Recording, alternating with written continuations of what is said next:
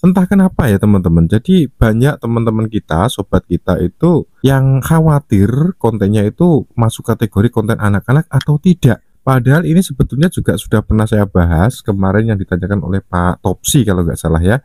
Pada intinya teman-teman, konten anak-anak itu tidak masalah ya. Bila kita bandingkan, misalnya kalian disuruh memilih, pilih mana? Konten kita tentang anak-anak tapi bisa monetisasi, atau konten kita konten umum atau konten dewasa tapi tidak bisa dimonet. Nah, jadi mungkin logika sederhananya begitu teman-teman ya. Jadi yang masih mending konten anak-anak tapi monet daripada konten dewasa atau konten umum tapi tidak monet, kan begitu kan? Jadi di sini saya ingin mencoba untuk melanjutkan pembahasan tentang konten anak-anak ya. Karena masih ada yang tanya lagi teman-teman di kolom komentar, sobat kita atas nama Cantika Felicia. Nah, mungkin akan kita baca bersama-sama. Kegiatan sehari-hari anak masuk ke channel anak atau gak bang? Oke, jadi mungkin langsung saja kita jawab ya. Konten kegiatan sehari-hari yang menampilkan anak itu apakah termasuk konten anak-anak? Kan begitu intinya ya. Jadi pada dasarnya teman-teman, yang dikategorikan sebagai konten anak-anak itu mungkin bisa kalian lihat seperti video yang ini ya.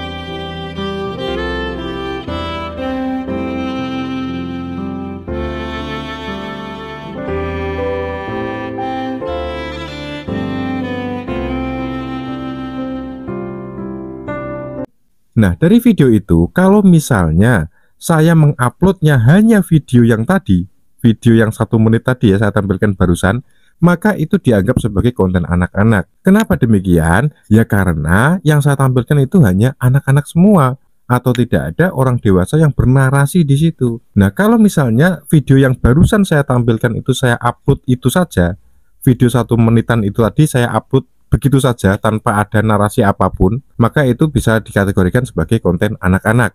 Kalau misalnya kita mengatur di pengaturan YouTube itu bukan merupakan konten anak-anak, maka oleh sistemnya YouTube pasti akan diubah menjadi konten untuk anak-anak dan komentarnya akan dinonaktifkan. Lalu kenapa setelah dikemas demikian rupa konten itu sudah tidak lagi dianggap sebagai konten anak-anak? Ya karena ada saya yang bernarasi di situ. Mudah-mudahan bisa dipahami teman-teman ya. Jadi sekali lagi saya ulangi, kalau yang saya upload hanya konten atau video yang barusan itu tidak ada narasi apapun dari orang dewasanya, maka itu masuk kategori konten anak-anak. Lalu agar konten tersebut atau video yang barusan tadi itu tidak termasuk kategori konten anak-anak, maka harus ada orang dewasa yang bernarasi di situ. Seperti ini teman-teman, saya bernarasi di sini itu berarti sudah menggugurkan video tadi itu masuk dalam kategori konten anak-anak.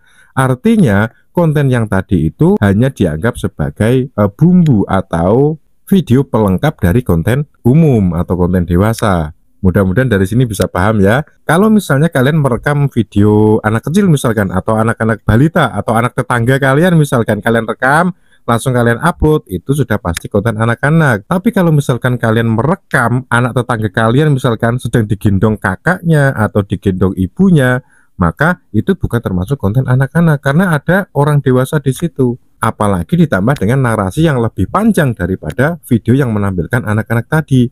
Nah, mungkin begitu teman-teman ya, sedikit penjelasan berdasarkan pemahaman saya terkait dengan konten anak-anak. Namun sebetulnya itu tidaklah penting teman-teman. Yang penting itu kita bisa memonetisasi channel atau video kita ya. Jadi sekali lagi, lebih baik konten kita itu anak-anak tapi monet daripada konten umum tapi tidak bisa dimonet atau tidak ada yang nonton, kan begitu.